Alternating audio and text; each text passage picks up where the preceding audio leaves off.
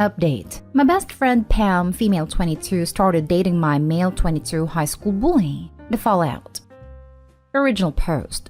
Just as the title said, I, male 21, have a girl, let's call her Pam, female 22, I considered to be my best friend for the last 3 years. Pam has seen me go through a lot, especially after my family disowned me for not forgiving my cousin for hooking up with my then girlfriend 4 years ago. Pam was the one to help me through all that, and I genuinely thought she was someone who would never hurt me. But here I am. Last night she was hanging around my apartment and we were drinking. She's not good with it, so she got loose and admitted to being in a relationship with my high school bully. All of us were in the same class, so she knows the kind of things he, male 22, has done to me. Especially after my family disowned me. He got even meaner as my cousin was a part of his group. He and his gang of lackeys always physically and mentally mistreated me. I filed a complaint with the school, but we all know how helpful they are in these cases. Moreover, since I did not have my parents by my side, nothing was done to them and my life was made even hellish. Pam was the only one who kept me together, so I started living with her parents after I was disowned. So she knows firsthand what kind of torment that person put me through. Back to the topic. I don't think she immediately realized what she had admitted to and went to sleep in my spare bedroom. I was too shocked to sleep, so I went to stay with a college friend.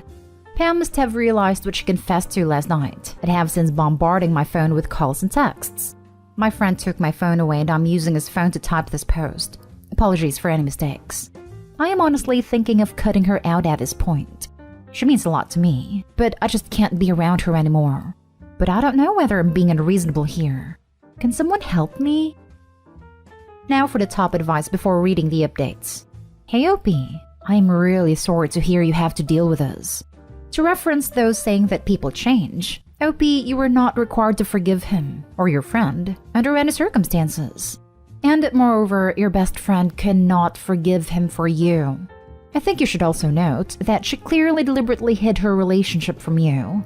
She knew that this would upset you, hence why she hid it from you until she was too drunk to continue doing so.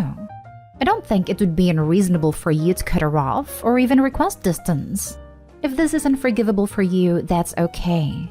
Personally, I wouldn't be able to forgive a friend that dated my tormentor, so I understand where you are coming from. I think whatever choice you end up making is up to you, but whatever option you choose is okay. I wish you luck in continuing to heal moving forward. This is the one. Do not rush to forgive just to please your friend. Also, she hid this for a reason. And if the bully changed, he would have reached out knowing he was dating Opie's friend to make amends. Wow, she's a terrible person for doing that. There's no way in hell she didn't realize this was going to be the outcome. On top of it all, she has given your bully even more ammunition to humiliate and bully you with. I guarantee she has probably told him everything about you and about all the breakdowns you've had. This person is not your friend. This is most likely exactly right. Pillow talk is powerful stuff. It usually has a lot of "this can't leave this room" type of information being exchanged. So long as she's with him, Opie's literally unsafe. Edit. Well, I don't know how to update posts in the sub, so I'll just tell you some information here. I haven't decided to meet her tomorrow to hear her side of the story. I need to do at least that much. Also, I'll answer your questions tomorrow as well. Thank you for everything. I never knew there would be so many people out there who will help me so much. And now for the update. Let me start with apologies and thank you to everyone who helped me with my last post. Either way, I want to talk with her the next day to get to know her side, as most of you wonderful people suggested me to. But on someone's advice, I did not go alone. I had a couple of my college friends with me. I didn't know what I was thinking or feeling back when I entered the cafe we were supposed to meet in. But when I saw her, it felt as if she had been crying for the entire night. As Pam saw me walking towards her, she got up to hug me. We usually greet each other like that, but I gently pushed her away. I could see she was hurt, but so was I. My buddies took seats over at the next table and Pam and I got to talking. She could barely form any sentences as she kept apologizing. I told her to stop crying as gently as I could, and she finally started telling her side of the story to me. Well, they had not been dating for 3 months, but for a year. Yup, for a year she had been lying to me. And then came the line which most of you said she would. Pam, he has changed a lot. You should meet him. Me, Really? You're going to say that to me after all he has done? I still have scars from what he did to me. You know this, don't you? Why were you talking to him in the first place? Pam, he wanted to apologize to you for all he did, but didn't have the courage to. From then on, the conversation went in circles. He wanted to apologize. The two of them got to talking at all. But she did not have the answer for my one question. Why him? At this point, someone walked over to us and sat beside her. Any guesses who it was? Yep, it was my bully. Let's call him Matt. I don't clearly remember what happened afterwards, but there was a lot of yelling and then Matt snapped and tried to punch me for making his girl cry. Pam was watching it all. I wasn't in the right mind, so the punch hit me. My friends rushed over, but before they could do anything, I knocked Matt down. Back in high school, I used to be small and weak, but in the last couple of years, I have grown a lot, both in height and weight. Thankfully, my friends stopped me before I did something that would have made me regret later on. Pam was crying all the while, but not once did she try to check on me. At that moment, I knew our friendship was over. I looked at her for one last time and told her, "So much for a change, don't you think?" After that, my friends and I walked out of the cafe. It was then all the rush and anger I had disappeared, and I started bawling like I was back in high school. Not proud of it, but my friends helped me immensely. The days following the meet were tiring as I was busy moving in with my friends. The apartment I was living in belonged to Pam's parents, so I didn't think it was right for me to continue living there. However, before leaving, I called them and told them about the fight and stuff, and that I was moving out. They were surprised and reassured me that their daughter will not cause me any issues, but I declined. I was living there while paying minimum rent to them, and I did not think it would be a good idea for me to live somewhere Pam could find me. I thanked them for all they had done for me over the last few years, and reassured them our relationship was still the same. I could feel it was tough for all of us, but this farewell was necessary. So here I am, living with my college friends who also celebrated my birthday last night. It was an awesome party, and completely unexpected too. After all, in all this mess, I forgot about my birthday for the last time in life. On my birthday, Pam tried to call and text me, but I didn't reply to or see her text. So that's all, I think. I'm still sad about losing my best friend, but I know this is the best for both of us. On a positive note, though, I was informed that I have been selected for a student exchange program. So if the pandemic allows it, I'll be moving to Singapore in a couple of months. And lastly, thank you for all the love and support you people gave me. Love y'all and take care. Good for you. At least she'll now know that he is as violent as you remembered him to be. Yep, I wasn't even surprised. OP, as you also said, why was she even talking to him in the first place? Even if he changed or wanted to apologize, it doesn't change what happened and it's still a very big betrayal and extremely disrespectful. Now we've all seen that he hasn't even changed. Maybe you could press charges. It is petty, but he deserves it. You had a lot of witnesses as well. The guy wanted to apologize, which I also suspect since his apology was attacking you. He never apologized to you. So it came to her to apologize to you, and she began sleeping with him? That's her logic and just shows how much of a piece of trash he is. The relationship really won't last. She'll see his true side and will wonder if he was really worth the relationship. Good luck for the exchange program. Singapore is a great place. I know I shouldn't be concerned about her, but I hope she leaves him for her own good. Doesn't matter, dude. It's her life. She's made her decision. You can't expect to go rob a bank and not face any consequences. Why does she even want to stay friends with you? She clearly doesn't care or have any empathy. She also was worried about him over you when he attacked you. Yeah, that fact hurt me more than my parents disowning me. It was a mixture of pain and satisfaction of knowing I wasn't wrong. Now for the last story. Update. Brother's girlfriend thinks I bullied her in high school. I don't remember her, and her story seems off. But I can't come to Christmas unless I apologize. Original post. My brother Jack is dating Jess. I met her in summer and she said we'd gone to secondary school together. She seemed upset I didn't remember her, so I apologized and she said it was fine and then she walked away. I'm engaged to a guy I went to high school with and still in touch with a friend from school, so I messaged both of them and asked them if they remembered Jess, and neither did, so I figured that Jess just wasn't in my classes and that's why I couldn't place her. That night, Jack messaged saying I really upset Jess once again. I was like, again? It says that Jess says I used to bully her. I'm not going to say I was a great person in high school. I had lots of friends, but I was going through a lot of crap. So I could be nice, but could also often be just a raging witch. I never targeted or tormented anyone, and I truly do not think it crossed into bully territory, but I could be very rude and sarcastic. I was definitely not an a-hole, but bully is a bit much in my opinion. Jack said I had to text him an apology so he could show it to Jess. So I sent a generic apology text because I don't know what I actually did, and could only assume I was an a-hole to Jess at some point. Jack called me out on it being generic and said I needed to be specific.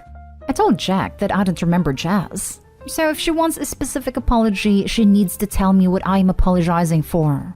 Jess says I stole her boyfriend, gave her an eating disorder, and stopped her getting into her dream university. And here is where the story gets sketchy, because the guy Jess claims to have been dating at the time was a liar who told people we hooked up when we didn't. As for the eating disorder, I was a witch, but I would never encourage someone to develop an ED, as I had an eating disorder myself and BDD, so I was not about to make someone else feel bad about their body when I felt like crap about mine. As for the university, Jess says I made her fail an exam, and failing it kept her out of uni. I have literally no idea what she means. I'm also pretty sure that Jess and I went to different sixth forms, and sixth forms are where you do A-levels, which are the ones that get you into uni. So I have no idea how it's possible for me to have messed up her A-levels when we weren't at the same school. But bottom line is that she believes that I am personally responsible for all of this. Jack says that Jess said that where she's at in life now is all down to me bullying her. I still don't remember any of it. And I actually feel like I remember less with every new piece of info she gives me because it just seems off. Maybe I'm in denial and I need to take a hard look in the mirror. But until then, I'm having an issue giving a sincere apology. And without a sincere apology, I am not allowed to attend Christmas. I haven't seen my relatives in ages, and I'm already in isolation in preparation. And my kids are really excited, so it would suck not to be able to go after all of this. But my dad is siding with Jack and Jess and has said that he wants a calm Christmas. So if I don't deal with the high school drama, I'm not invited. How do I apologize for something I don't remember and resolve this with the least possible drama? Now for the top advice before reading the update. Got some friends in common with her from high school? Maybe they can help with the situation, aka clear up her BS. The fact your dad wants to deny seeing his grandchildren is pure BS. I'm not in contact with many people from high school. Most of my friends were like me, meaning they were really witchy. So I'm only in touch with one of them who grew up and mellowed out, and she doesn't remember Jess either. I married my high school boyfriend and then divorced him, and now I'm engaged to the self-described awkward nerd who also went to my high school, who is not popular or cool, but he says my friends and I weren't that bad. And interestingly, he also does not remember Jess. I'm sure that if I can't do Christmas, Dad will work something out with me so he can see the kids, because he does love my kids. But it sounds like he wants to make sure Jack is happy, and Jack will only be happy if Jess is happy. So Dad is prioritizing Jess this year. I think you have already done enough, and humoring her is just going to worsen her fixation and scapegoating of you. I tell him, I'm done catering to demands for another apology of events I don't even remember from a decade ago, when I wasn't even a legal adult. If your girlfriend can't move on with her life, I suggest therapy. I'll make my own holiday plans with the rest of the family on a different day. Then drop the rope. Tell your extended family the same thing.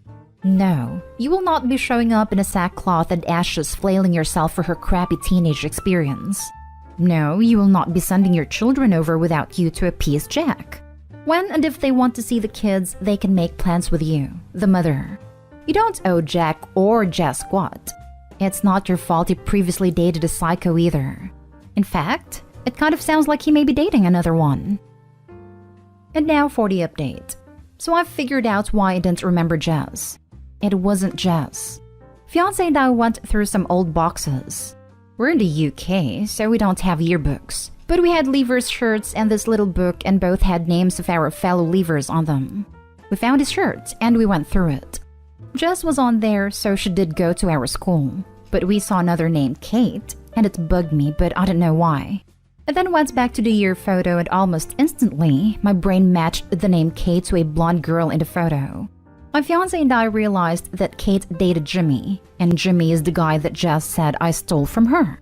I then messaged Jack and explained all of my issues again. Jess going to another school, the notion I gave her an eating disorder, and now the realization that Kate was Jimmy's girlfriend, not Jess. Then said that if Jess can explain this, I'll apologize, and if she can't, then I expect an apology from her instead. A few hours later, we were all in a Zoom call. It's here where Jess admitted that she and I didn't interact in school.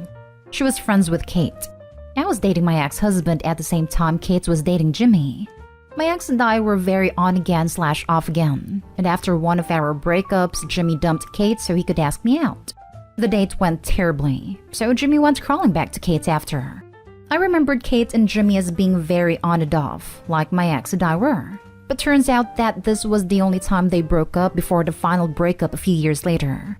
Kate started comparing herself to me and developed an eating disorder to match mine, so she blames me for that too. As for the exam, I am still not entirely sure how I screwed that up for her, but Kate and I did go to the same sixth form and shared a class, so we took at least one exam in the same place and at the same time. Just referenced the eating disorder. And when I took my exams, I was pregnant with my oldest and had severe morning sickness. So my best guess is that my throwing up set off Kate's ED before an exam. And as for why Jess went along with it, other than still being friends with Kate, is that I had a large group of friends in high school who I have since stopped speaking to, and a couple of them picked on Jess a lot. But Jess confirmed that I did not personally do anything to her at any point. Jess met my brother in a support group last year. She told Kate, and it looks like they cooked up this little scheme together. Though it's unclear if she started dating Jack to get me, or if it was just coincidence. I asked if we could get Kate into Zoom so I could talk to her directly, and she joined. I did try and get details on how exactly it cost her ED and made her fail her exam. And she got very angry with me, saying that she wasn't going to explain because if she gave details, I would use them to talk my way out of it. I asked why Jess said that I bullied her and not her friend Kate, and Kate said I would have denied it either way, and referenced me mentally torturing her, saying that now we were even because I had admitted to spending hours racking my brain trying to figure out what I did, just like Kate had back then. I snapped at her when she said that, saying she needed to grow up and stop blaming others for her problems, and Kate, Jess, and Jack all left the Zoom. I told Dad everything, but he hasn't replied yet. I've not heard from Jack, Jess, and Kate since then, but honestly, Kate and Jess sound equally bat crap crazy. So I'm guessing they're feeding into each other's psycho logic right now. No clue what Jack is doing either, but he was angry with Jess on a call, and he was repeatedly pushing her to tell me everything, so I hope he's on my side here at least.